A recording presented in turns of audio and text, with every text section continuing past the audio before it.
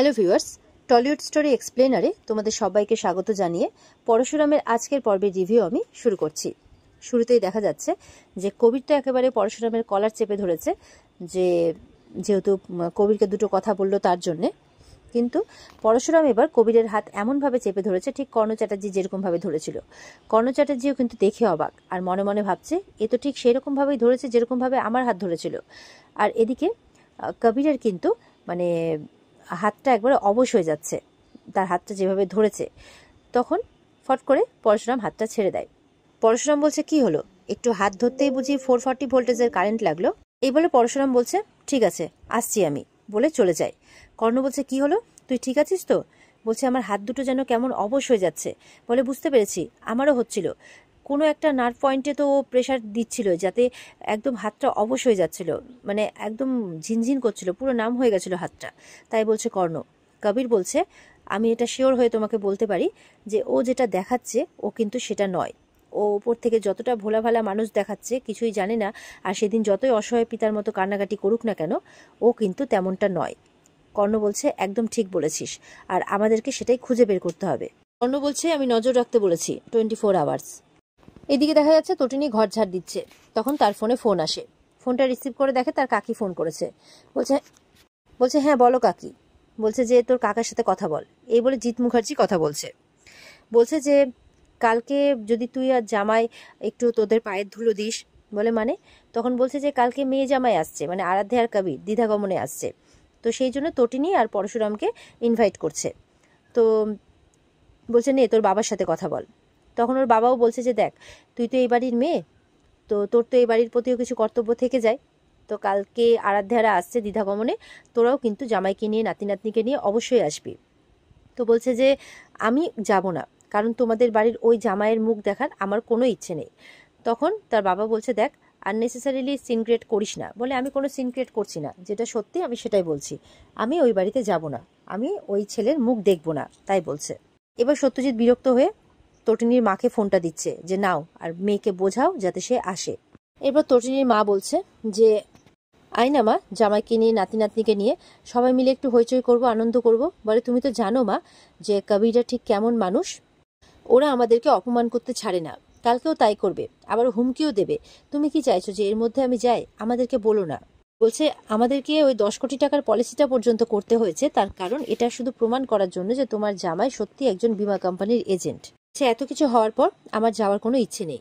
তখন কিন্তু পরশুরাম বাড়িতে চলে এসেছে। ওদিকে ওর মা বলছে জামাই আছে। তখন বলছে তোমার জামাই তো অনেকক্ষণ আগে বেরিয়েছে, এখনো আসেনি। তখন পরশুরাম বলছে কি হয়েছে? বলে ওই যে তোমার জামাই চলে এসেছে। তখন পরশুরামকে ফোনটা দেয়। তোর মা ওর জামাইকে বলছে যে দোহাই তোমার বাবা, এসো না, অনেক তো হয়েছে, এবার এসো, কালকে কবিরাও দ্বিধাগমনে এসছে, তোমরাও এসো নাতি নাতনিকে নিয়ে, তাই বলছে।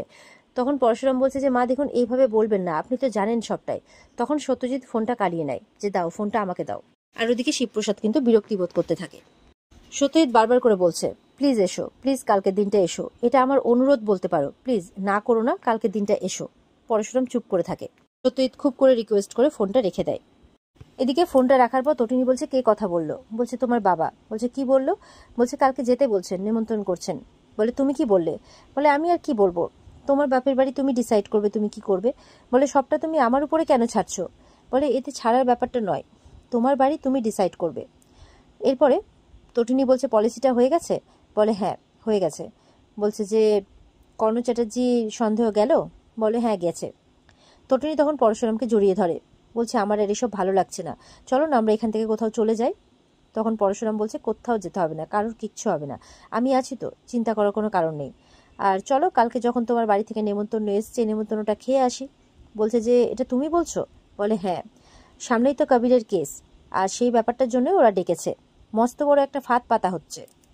বলছে সেই ফাঁদে তোমাকে আমাকে ফেলা হবে, আর তারপর কি হবে আমি জানি না। তটিনী অবাক হচ্ছে শিবপ্রসাদের কথা শুনে। বলছে আমার চিন্তা তোমার বাবাকে নিয়ে না, আমার চিন্তা জিৎ মুখার্জিকে নিয়ে আর কর্ণ চ্যাটার্জিকে নিয়ে, তারা কেন নেমন্তন্ন করলো। তখন তটিনী বলছে আমি জানি না, আমি কিচ্ছু বুঝতে পারছি না। এই বলে শিবপ্রসাদকে জড়িয়ে ধরে। ভূমিকা এসছে এবার বাধা দিতে। বলছে কি নতুন ফাঁদ পাতা হচ্ছে নাকি মেয়ে জামাইকে ডেকে অপমান করার জন্যে? তখন বলছে তুমি এই ব্যাপারে একদম কথা বলতে আসবে না। সত্যজিৎ বলছে। বলে কেন বলবো না, আমি এই বাড়ির বউ, সুতরাং কথা বলার রাইট আমার পুরোপুরি আছে, আপনারা আমাকে বাধা দিতে পারেন না। আর তাছাড়া কাদেরকে ডাকছেন নেমন্তন্ন করতে? কাদের দ্বিধাগমনে ডাকছেন? তাদেরকে, যাদের বাবা পাওয়ারের জন্য মানে পাওয়ারের দেখিয়ে পাওয়ার দেখিয়ে দিনরাত গুন্ডা পাঠাচ্ছে আরেক মেয়ের বাড়িতে, তাদের ছেলেকে কিডন্যাপ করার চেষ্টা করছে। তাদের সাথে তো কোনো যোগাযোগ রাখা উচিতই নয়। তখন আরাধ্যার মা বলছে, কেন কেন রাখবো না? ওই বাড়িতে আমি আমার মেয়েকে বিয়ে দিয়েছি। ভূমিকা বলছে, তাহলে তটিনীদেরকে বিরক্ত করছেন কেন? জিৎ মুখার্জি বলছে, তটিনীদেরকে বিরক্ত করা হচ্ছে না, ওদেরকে শুধু বোঝানোর চেষ্টা করা হচ্ছে যে এই ব্যাপারটাতে এবার ফুল স্টপ টানতে। মুখার্জি বলছে, এবার আমরা শান্তি চাই। তখন তটিনীর মা বলছে, কি তোমরা শান্তি চাও? শোনো কি বলছে। গুন্ডামের শেষ পর্যায়ে এমনটা বলতে বলতে কিন্তু তার মায়ের হাত ধরে সত্যজিৎ মুখার্জি তার বউয়ের উপর চিৎকার করছে, তটিনীর মায়ের উপর। একদম চুপ, বড় বড় কথা বলবে না একদম। মা বলছে, তুমি বারবার আমাকে সবার সামনে অসম্মান করছো এই বাড়িতে। তুমি কি ভেবেছোটা কি আমি তোমার স্ত্রী হই, আমার একটা সম্মান আছে? ভূমিকা বলছে, এই বাড়িতে স্ত্রীদের কোনো সম্মান আছে নাকি আবার? আবিন বলছে, ভূমিকা একদম চুপ, একদম একটাও কথা বলবে না, বেশি কথা বলছো। এরপরে জিৎকে বলছে যে আমি একটু বেরোচ্ছি, বাজার যাচ্ছি, সব জিনিস কেনাকাটা করে আনছি, ভানুকেও বলে দিয়েছি আমি। তখন জিৎ মুখার্জি বলছে, আমিও যাব।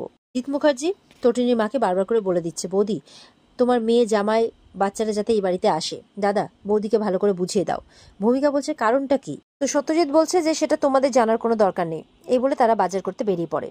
ওদিকে কর্ণ চ্যাটার্জি আরাধ্যাকে বলছে, সব গুজগাছ করে নিয়েছো তো? বলে, হ্যাঁ, আমি মেয়েদের জন্য কিছু গিফটস নিয়েছি, কাপড় জামা নিয়েছি, আর কিছু কসমেটিক্স নিয়েছি, পারফিউম নিয়েছি, আর কবিরকেও বলে দিয়েছি আনতে। আর কবির একটু মলে গেছে, ওই সমস্ত ছেলেদের জন্য জামা কাপড়, কসমেটিক্স, মানে জামা কাপড় আর পারফিউম, এই সমস্ত কিছু আনতে আর কি, গিফটস দিতে হবে তো। তখন কর্ণ চ্যাটার্জি বলছে, আর তটিনী আর শিবপ্রসাদের জন্য? বলছে শিবপ্রসাদের জন্য মানে জামাইবাবুর জন্য একটা ইম্পোর্টেড শার্ট নিয়েছে, প্যান্ট নিয়েছে, আর একটা খুব ভালো শু নিয়েছে। বলে, খুব ভালো কথা। আর তটিনীর জন্য? বলে, দুটো শাড়ি নিয়েছি, একটার দাম 31,000, একটার দাম 45,000। বলে, বাহ, খুব ভালো। আর বাচ্চাদের জন্য? বলে, জামা নিয়েছি, খুব ভালো, দুটো দুটো করে। বলে, আচ্ছা ঠিক আছে। এরপরে তো কবির চলে আসে অনেকগুলো প্যাকেট হাতে নিয়ে, আর বলে যে সেগুলোকে প্যাক করে নিতে আর কি। আর তার বাবাকে বলছে যে, কেন তুমি এইসব কিছু করছো? এইসব করে কোনো লাভ হবে না, আমি চিনি ওই মানুষগুলোকে, কোনো লাভ হবে না। কর্ণ চ্যাটার্জি বলছে, মনুষ্য চরিত্র সম্পর্কে তোমার কোনো ধারণা নেই। বলছে, তিনটে পরিবার একসাথে হলে অনেক কিছু হতে পারে। আর কর্ণের কথা শুনে অবাক হচ্ছে কবির আর আরাধ্যা। এদিকে তটিনীর বাবা ফোন করেছে কর্ণকে যে, আমি নেমন্তন্ন করে দিয়েছি মেয়ে জামাইকে, কিন্তু জানি না আসবে কিনা। বলে, না না, আসতে ওদেরকে হবেই, যে করেই হোক আসতে ওদেরকে হবেই, তাই বলছে। এ বলে ফোনটা রেখে দেয়। আরাধ্যা জিজ্ঞাসা করলে কর্ণ বলছে যে এরকম এরকম ব্যাপার, বলছেন যে আসবেন কিনা, কিন্তু আসতে তো ওদেরকে হবেই, যে করেই হোক। এত দামি দামি গিফটস কেনা হয়েছে। বলছে, তোমার জেলে থাকার জন্য দ্বিধাগমনটা তো হয়নি, সেই জন্য কালকে হচ্ছে। আর ওদিকে ওদেরকেও নেমন্তন্ন করা হচ্ছে, নতুন জামাই আসবে বলে কথা, তাই বলছে। এরপরে ওদেরকে বলছে, যাও তোমরা গিয়ে রেডি হয়ে নাও। তারপরে ফোন করেছে কাউকে একজনকে, বলছে মুখার্জি বাড়ির উপর 24 ঘন্টা কালকে নজর রাখতে। সেখানে শিবপ্রসাদ গাঙ্গুলি তার পরিবারকে নিয়ে ঢুকবে, বেরোনোর সময় প্রত্যেকটাকে উড়িয়ে দিবে, মানে প্রত্যেককে মেরে ফেলতে বলছে। আর দিয়ে ফোনটা রেখে দেয়। বলছে ফোন করে জানিয়ে দেবে কর্ণ চ্যাটার্জি কখন কি করতে হবে। তারপর ফোনটা রেখে দেওয়ার পর বলছে, কোর্টে আর তোমাদের কারো পৌঁছানো হবে না, এই কেসটা খারিজ হয়ে যাবে, আমার ছেলে মুক্তি পেয়ে যাবে, তাই বলছে। এদিকে পরশুরামের ছেলেমেয়েরা স্কুল থেকে বাড়ি ফিরে এসেছে। পরশুরাম লাট্টুকে জুতো খুলিয়ে দিচ্ছে। এবার তটিনী এসেছে, বলে, এটা কি করছো তুমি? কেন জুতোটা খুলে দিচ্ছ? ও তো বড় হচ্ছে, ওকে শিখতে দাও, ওকে নিজের কাজ নিজেকে করতে হবে। ও অলস হয়ে যাচ্ছে দিনের পর দিন, কিচ্ছু করতে চায় না, শুধু হুকুম করছে। বলে, আহা, ছোট তো, শিখবে, আস্তে আস্তে শিখে যাবে। বলে, না, ও দিনের পর দিন অলস হচ্ছে। আর লাট্টু মানে বলছে যে কালকে আমরা সত্যি সত্যি দুষ্টু দিদার বাড়িতে যাব। পিকো বলছে, ওইভাবে কেন বলছিস, বল ভালো দিয়ার বাড়িতে যাব। তার মা কিন্তু তাকে ভালো মতো বুঝিয়ে দিচ্ছে। মানে লাট্টু হঠাৎ করে বলে উঠেছে, মাম্মি মাটন হবে? বলে, হ্যাঁ, তুমি মাটনই খাও, সবসময় তুমি শুধু মাটনই খাও, মাটন খাবো, মাটন বিরিয়ানি খাবো, ওই করতে থাকো। কালকে গিয়ে কিন্তু একদম হ্যাংলামো করবে না, এটা খাবো ওটা খাবো সেটা খাবো, আমি পরিষ্কার বলে দিলাম কিন্তু। তখন লাট্টু বলছে, না মা, করবো না। বলছে, কোনো জিনিসে হাত দেবে না, আর কেউ কোনো গিফটস দিলে নেবে না। বলে, যদি দেয়? তখন বলছে যে যদি দেয় বলবে মা বাবাকে জিজ্ঞাসা করবো আগে, তারপর নেব। ওদিকে পিকো বলছে, তুমি বকো না মা, ভাই শুনবে কথা, ভাই হ্যাংলামো করবে না। তটিনী বলছে, যার যতটুকু আয় ততটুকু নিয়েই থাকতে হয়, তোমার বাবার ইনকাম এত নয়, তোমার বাবার ইনকাম সীমিত, সেটা তোমাদেরকে বুঝতে হবে, তোমরা বড় হচ্ছ আস্তে আস্তে, এগুলো নিজের মধ্যে আনো এবার। তখন শিবপ্রসাদ বলছে, কেন বারবার করে বাচ্চাগুলোকে এইভাবে বলছো? ছাড়ো না, ও তো বাচ্চা, ও তো বুঝতে পারেনি, ও তো বুঝে বলেনি কথা। বলে ওকে বুঝতে হবে যে ওর সীমা কতটা, ওকে সেই মতো করে চলতে হবে। বলে ঠিক আছে, সবসময় ওরকম বলো না, ভাল লাগে না শুনতে। তটিনী বলছে, কেন? এটাই তো ফ্যাক্ট, আর এটা এবার ওদেরকে আস্তে আস্তে করে জানতে হবে, শিখতে হবে। তো বারবার করে তটিনী দুজনকেই বলে দিচ্ছে ওই বাড়িতে গিয়ে কিন্তু কোনো জিনিসে হাত দেবে না, একদম চুপচাপ থাকবে। বলছে ঠিক আছে। এরপর তটিনী যাচ্ছে। বলছে কোথায় যাচ্ছ? বলে বাথরুমে। ওয়াশিং মেশিনে আগে তোমাদের জামা কাপড়গুলো দিয়ে দিই, তারপর তোমাদেরকে খেতে দেবো। তখন পরশুরাম বলছে, না, তোমাকে কিচ্ছু করতে হবে না, তুমি ওদেরকে স্কুল থেকে নিয়ে এসেছো, যাও, তুমি বরঞ্চ পিকোকে চেঞ্জ করিয়ে দাও, সবটা আমি করব। তখন তটিনী বলছে আচ্ছা বেশ, ঠিক আছে, বলে পিকোকে চেঞ্জ করাতে নিয়ে যায়। আর এখানেই আজকের পর্ব শেষ হয়ে যায়। তো বন্ধুরা, এই ছিল আজকের পর্বের রিভিউ। ভালো লেগে থাকলে অবশ্যই পর্বকে লাইক কমেন্ট করে জানাতে ভুলবে না, আর আমাদের সাথে জুড়তে চ্যানেলকে সাবস্ক্রাইব করতেও ভুলবে না। পর্বের বিস্তারিত দেখতে স্টার জলসার পর্দায় অবশ্যই চোখ রাখবে। দেখা হচ্ছে তোমাদের সাথে আগামীকালকে। ভালো থাকবে সবাই।